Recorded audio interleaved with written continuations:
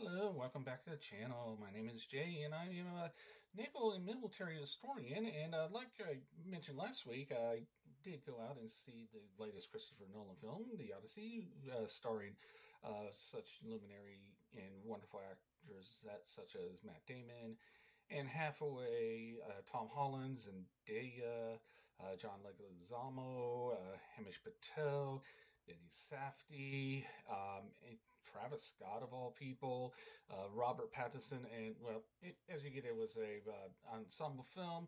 As always, produced by Emma Thomas, Nolan's spouse and longtime collaborator, as well as Nolan's longtime cinematographer, Hoyte von Hoytema. And this was, of course, based on the poem by Homer, and based on it, and of course, adapted for the screen by Christopher Nolan himself. So after that, first of all, overall one of Nolan's better films. It, Nolan's definitely the right director for this film with the epicness of it all, and he did manage to do it without using any computer generated graphics. It was all done. If it all done in camera, if it looks like if there were any aftermarket, After Effect graphics, it looks like it was more rotoscoped or puppets rather than CGI. Um, they managed to create the Cyclops using a combination of tricky photography, puppetry, and animatronics. So it was a really, really, really good film. There's even a surprise little sequence in there when they're early on in this film where they're sailing along and potted dolphins show up, which actually reminded me of my time when I spent on board the Coast Guard bark Eagle, whose painting that vessel my sister did is over my left shoulder, so on the right side of your screen, and so that brought back some fond memories. And I will say that the potted dolphin showing up on set was not planned; it just happened. And fortunately, Nolan and his crew are smart enough to and are experienced enough to know that if something organic happens like that, they're just going to grab the camera and start shooting and use whatever footage they can from that in the movie because it just adds to the realism. Anyway, I know in the lead up to this film there were some controversies. The biggest one was that no, the unfortunately it's had some racial undertones. Is that it was uh, ethnic neutral casting, which means Nolan went with who he thought was the best person for the part and didn't worry about what ethnicity or so-called race they were from, which is why the always fantastic Lupita Nyong'o ended up being cast as Helen of Troy and did a bang-up job of that, as well as playing Helen's twin sister, Clytemnestra. I think that's how it's pronounced. Also, it was nice to see that the always wonderful Hamish Patel was cast as Odysseus' number two, and it really was a great film. Another unique thing as far as gender or ethnic neutral casting is Nolan opted to have a bard in a few of the scenes that took place in Ithaca, and rather than just going with some random person, he invited the rapper Travis Scott to do it, which one, Travis Scott did a great job of that, being a bard, and two, there's kind of if you think about it from a historian's perspective, there's kind of between bards and rappers, there's kind of a through line from those ancient bards to rappers, as rappers in their own way are the bards of today, in which they tell stories about what's going on in the world and all that. So that was wonderful. Another controversy that occurred in the lead up was over the casting of Elliot Page. Everyone was especially on the far right, was freaking out that Elliot Page was cast, thinking that he was cast as Odysseus, or not Odysseus, excuse me, Achilles. The reason why the right was freaking out is, unless you've been living in a under a rock for the last decade or so. Elliot Page, a little over a decade ago, came out uh, as a trans man, and more power to him for doing that, and definitely support his uh, his life and his efforts. Everyone thought he would be cast as Achilles. Now, as you know, the last person in a major film who played Achilles was Brad Pitt, and um, and it, of course, the writer was like, "Oh, Achilles is the greatest warrior of our time. Should be like 6'3", cut 200 pounds, ripped." But they were freaking out that Elliot Page was cast as that. But it turned out that Achilles ended up not having any role in the film. Wasn't even mentioned really. Didn't even wasn't even featured in the Trojan horse scene. Instead, Elliot Page actually played a commoner from Ithaca by the name of Sinon, and their performance, especially later on after when Odysseus visits Hades, was incredible and well performed, like you would expect from Elliot Page. Now, overall, another thing I've seen after the fact is a few things I've seen. One is there's been some controversy over Nolan's use of more colloquial 21st century American language instead of more classic, so-called classical Greek language. First of all, Homer actually would have been speaking not in the language of his day. Again, same with rappers like the as portrayed by the Bard.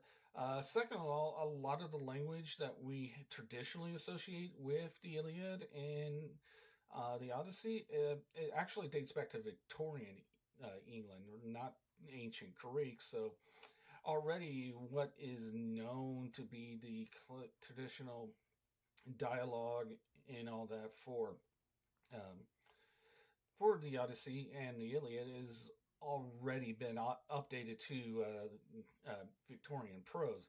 So enough. I had no issue with Nolan updating the dialogue to more 21st century American colloquialisms. In fact, I didn't even throw it off or anything like that. And kind of maybe one or two times when Tom Holland or Robert Pattinson said "dad" or "daddy," it kind of threw off just a little bit, but it really didn't take me out of the film at all. Another controversy I've seen is that folks are saying that Nolan made Homer woke, not just because of the aforementioned ethnic neutral casting as well as casting a trans man, but also because some of the themes, instead of changing from, instead of portraying Odysseus as this great man of history and this hero, Nolan actually, and probably uh, more thoughtful to the story, portrayed Odysseus and his crew as veterans who were suffering from PTSD from the 10 years at Troy, as described in the Iliad. Another thing is that I, as a historian, seen and actually caused me a lot of chuckles and guffaws was folks complaining that the film was not historically accurate. Well, I hate to say this, but the Odyssey's fiction. It never was accurate to anything. Was it maybe based around some real places and a potential real event? Yes.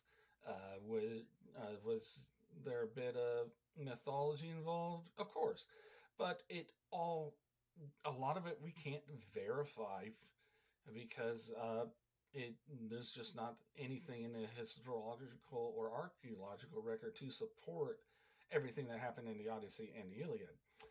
Was there a place that may have been called Troy that existed around the end of the 13th, beginning of the 12th century BCE? Yes.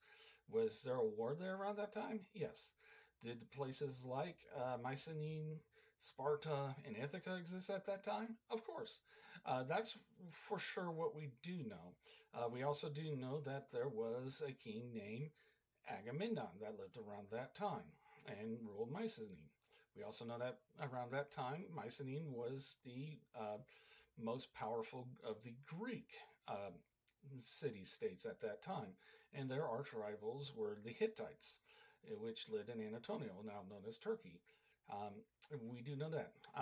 We also know that trade was a big deal at that time, and it's in the late Bronze era. So that's what we do know. There's a lot of things we don't know. So it's you can't say that the this version of the Odyssey is historically inaccurate because we just have not been able to verify it, and it's kind of been known for centuries that it's most likely fiction based on legends that may have came out of the late Bronze Age Greek era. Speaking of that, one historical Easter egg that I don't think most people would have caught at first, but anyone who is a historian or just spent a lot of time looking into ancient Mediterranean history would have noticed that there were the sea peoples that kept getting mentioned. Yes, there toward the end, Odysseus kind of claimed him and his crew were the sea peoples, but kind of doesn't actually fit. I think Nolan took some narrative liberties there because it actually does not fit the historical evidence that we do have. So what the Sea Peoples was a potentially nomadic group or groups of folks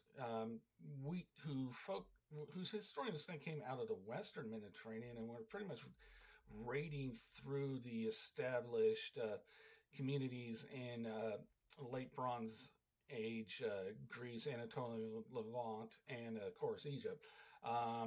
We do know that they kind of showed up in a record around 1200 BCE, and then they suddenly vanished between 1177 BCE and 1175 BC, which corresponds with the collapse of the Bronze Age and the collapse of civilization that happened around 1177 BCE and 1175 BCE. I know I actually ended up learning quite a bit about this, not this year, but the previous year when I went to the AHA meeting. Went to one of the numerous book dealers, and of course, this one I found from Princeton. That's the graphic adaptation of Eric Klein's book 1177 BC, and a graphic history of the year civilization collapse, which is an abridged and illustrated version of his previous tome, 1177 BC, the year that civilization collapsed. So we do know there was a societal collapse around 1177 BCE. If you go with the traditional Troy fell in 1190 BCE, and Odysseus got back to Ithaca in 1180 BC, as the legends of the Iliad and the Odyssey state, then having the mention of the Sea Peoples would actually been historically accurate to that time, especially with the impending collapse of the late Bronze Age civilization throughout the Eastern Mediterranean. With that, I definitely highly recommend doing some more of your own research. Definitely recommend getting on JSTOR or going to your local library to find items on ancient Greek civilization. Do please keep in mind that when you're looking at ancient Greek civilizations, there's really four main eras. From the first era is the Minoan and Mycenaean era, which starts around 1600 BCE and goes up to that collapse of civilization around 1175 BCE. And then you have the Greek Dark Ages, which lasted from around 1175 BCE all the way up to around, scholars disagree, either 700 or 600 BCE. And that 700 to 600 BCE to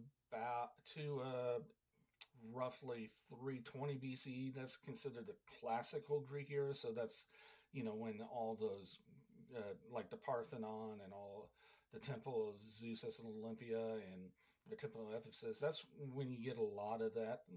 Uh, what we think of as classic Greece. That was when that occurs. That's also when Aristotle and Socrates and Plato were playing the trades. That's also when a lot of the uh, uh, myths around uh, the gods and early Bronze Age era Greece were put to paper. And then after around 320 BCE, after Alexander passed away, that's up till they were taken over by the Romans a couple hundred years later. That's when Hellenistic Greek history starts. So that's the four main areas of ancient Greece history. That also my opinion of the Odyssey. I do highly recommend it, and especially if you're a Christopher Nolan film, it's one of his better ones. I still think Interstellar was and Oppenheimer is top two. I probably slot this in either at 4 or 5, depending on how I feel about Inception, in Odyssey with Inception and Prestige. Um, Again, top 5 Nolan. Interstellar is always going to be number one, and it's just highly recommend. Go see it at the largest format you have. If you're lucky enough to have IMAX 70 millimeter within like an hour and a half drive of you, please do that. If not, largest format possible, 70 millimeter. Digital IMAX is going to be second best. 70 millimeter is going to be third best. But I'm sure standard film is fine, and anything you missed, when it comes to streaming and Blu-ray in about a couple months, definitely view it that way. With that said, that's all I have for this week. Just on a programming note, I'm going to be taking the next few weeks off to develop kind of as a summer break in order to develop material for this fall, get caught up with some chores around the house, and also, you can't just be cranking these out every week. Gotta take a break and hope and try and enjoy what's left of my summer. I'll be back when the school year starts, so that here in Columbia, that's August 25th, so it'll be the Saturday after. I will be back, and until then, I hope you enjoyed the rest of your summer, and please, of course, like this if you enjoyed the content. Share it with anyone who thinks would like it, and also subscribe if you haven't. And of course, as always, be kind and respectful in the comments, and I hope to see you next time. Bye-bye.